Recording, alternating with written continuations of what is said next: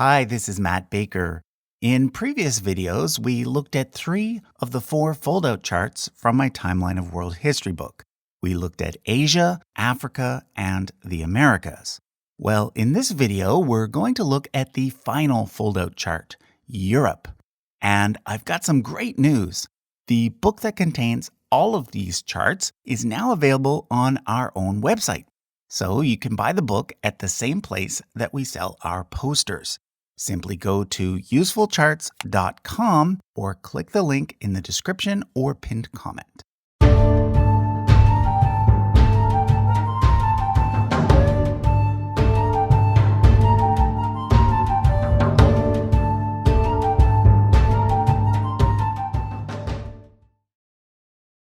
Okay, so like the other foldout charts, you first have to open the book and turn to the section you want to look at.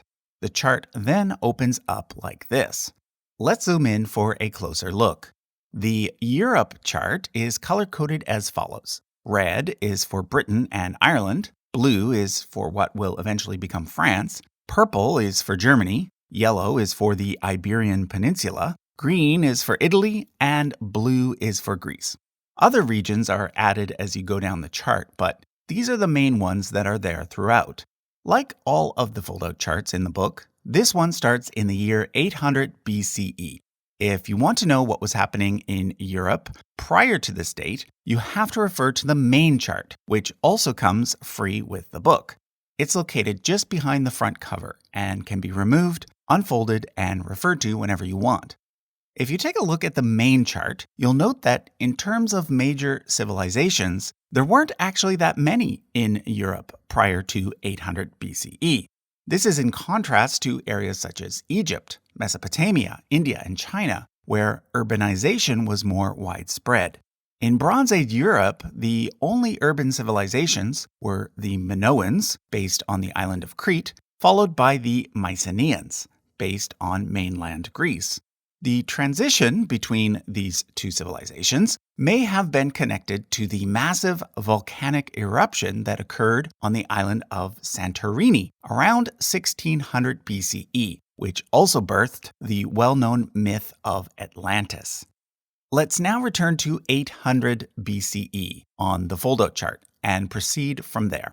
In Western Europe, most areas were dominated by various Celtic tribes. Eventually, the Celts, who migrated to Britain and Ireland, developed their own unique cultures and languages, such as Brittonic and Gaelic. But the primary Celtic culture remained centered on the continent, in Gaul, which is today France.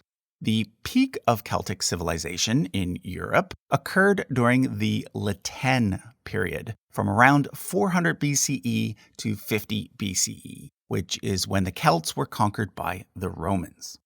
The distantly related Germanic tribes started out confined to Scandinavia, but by 500 BCE, they were starting to move south into former Celtic territory.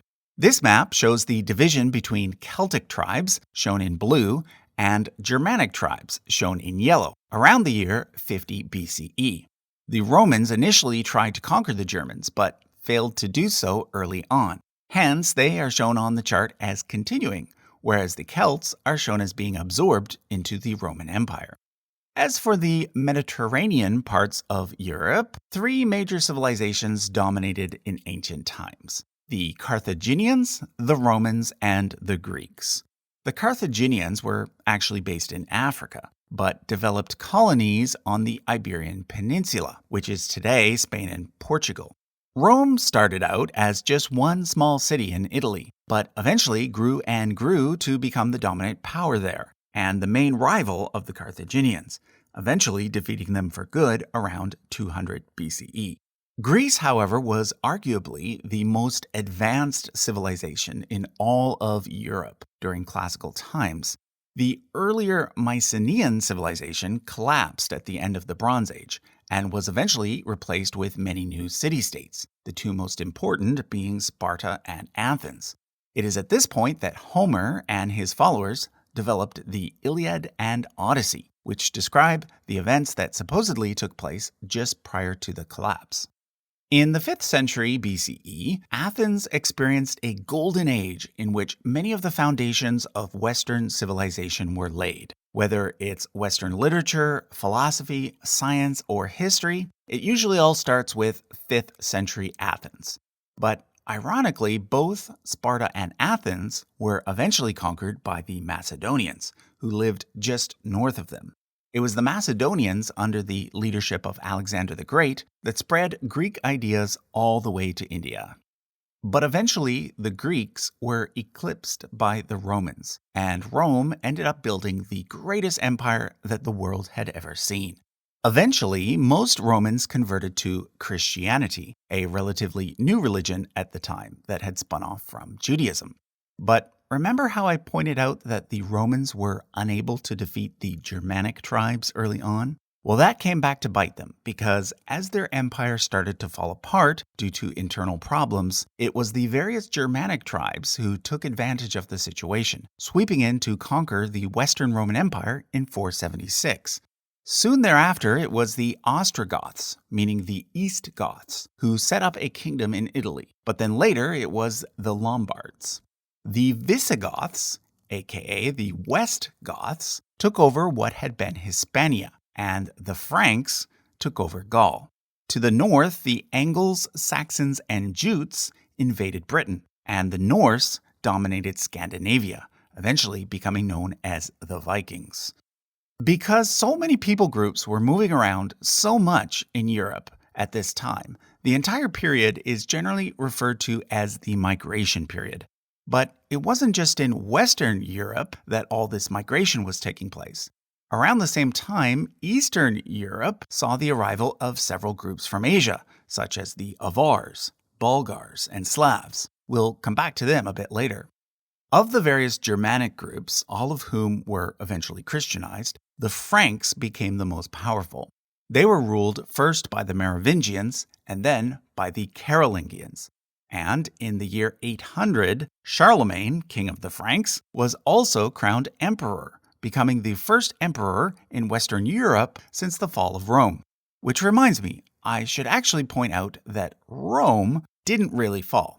By 476, the empire had actually split into two, and in the east, Rome kept chugging along, now centered at Constantinople. Constantinople used to be called Byzantium, which is why the Roman Empire from this point forward is often referred to as the Byzantine Empire. But back to the Franks. The Frankish Empire eventually split into two main parts. West Francia went on to evolve into France, whereas East Francia, which held on to the title of emperor, went on to evolve into the Holy Roman Empire, which was mostly located in what is today Germany.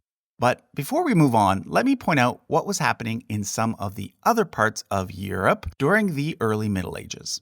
In the east, the Slavs established Poland, Bohemia, and Kievan Rus, whereas the Bulgars established the Bulgarian Empire, which at one point rivaled the nearby Byzantine Empire.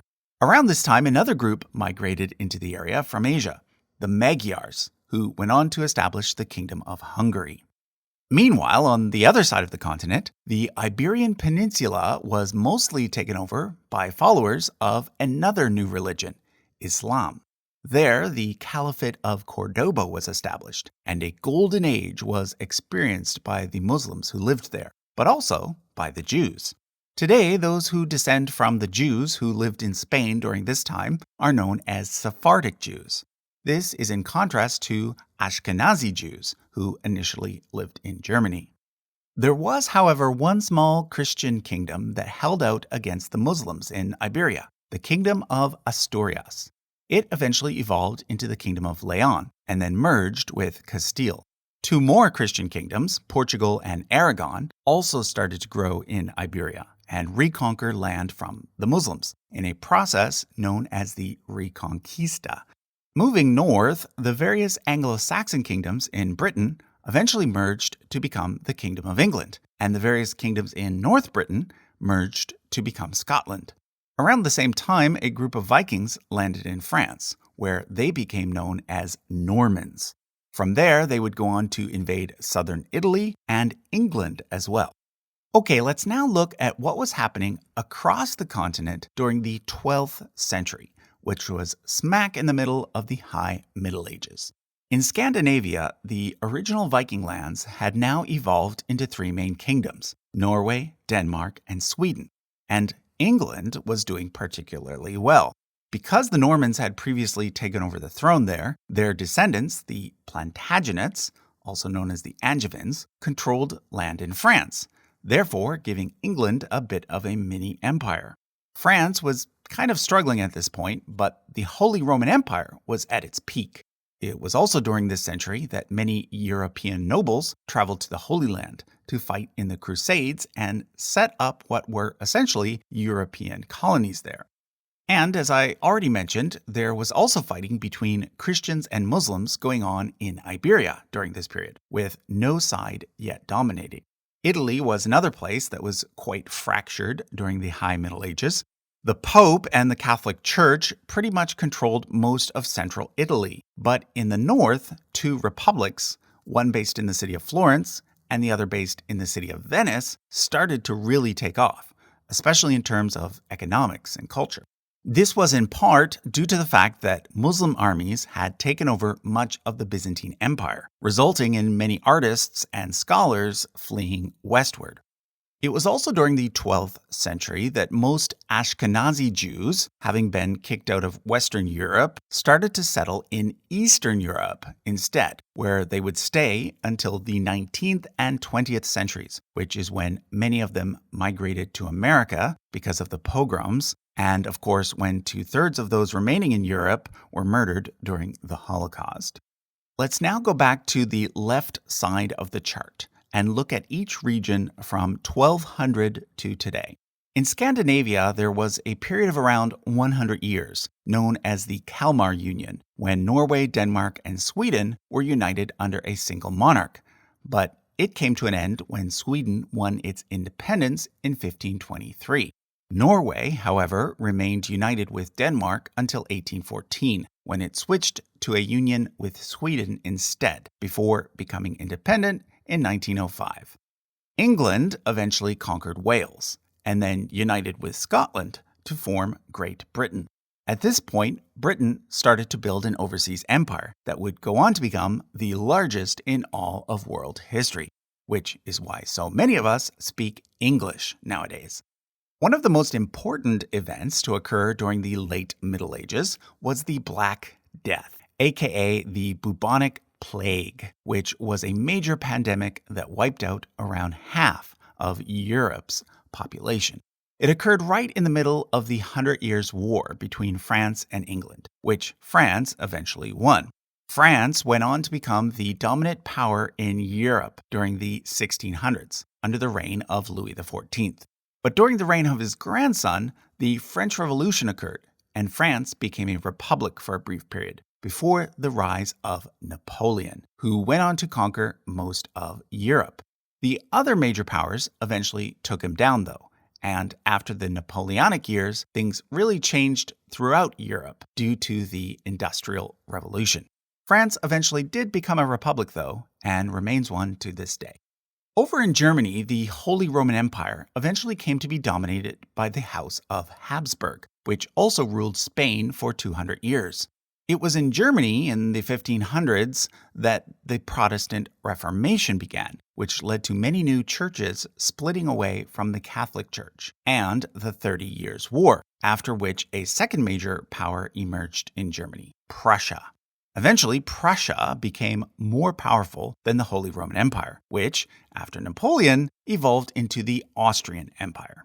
Prussia then evolved into the German Empire, which was one of the main players in World War I. The German Empire lost that war, though, and was therefore dismantled in the aftermath, which led to the rise of fascism and World War II. Okay, let's once again go back to 1200 and look at Iberia.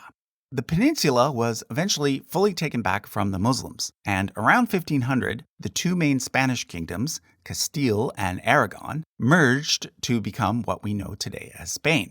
There was also a brief period known as the Iberian Union, when Spain held the crown of Portugal as well. But Portugal eventually won its independence, as did the Dutch Republic, which went on to become a major power in terms of overseas colonization.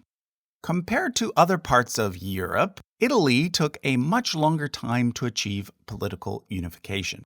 However, it was ground zero for the Renaissance, which kind of serves as the dividing line between medieval Europe and modern Europe, and of course led to lots of innovations in literature, art, and culture. Eventually, Italy was unified in 1871, first as a kingdom, and then, following World War II, as a republic. Remember the Roman Empire, though? It had moved to Constantinople, and amazingly lasted all the way to 1453, when it was conquered by the Ottoman Turks. Greece went on to be ruled by the Ottomans until 1832. Hungary survived invasions both by the Mongols and then the Ottomans, but eventually its throne was inherited by the Habsburgs. Poland joined in union with Lithuania, but it was eventually eclipsed by the Tsardom of Russia, which became the Russian Empire. However, during World War I, the Bolsheviks led a revolution that led to the creation of the Soviet Union, which was one of the two main superpowers in the world for much of the 20th century. The Soviet Union broke up in the 90s, but to this day, Russia remains the dominant power in Eastern Europe. Okay, so that was a very brief overview of the general flow of European history. Like I always say, these timelines aren't meant to cover everything. They are simply designed to give you the lay of the land and to serve as a jumping off point so that you can then go on to explore the history of various places and times that are of particular interest to you. As I mentioned at the beginning, the book that contains this chart, as well as the charts for the other regions of the world, is now available on our website, usefulcharts.com. If you want a copy, you can head over there now. Thanks for watching.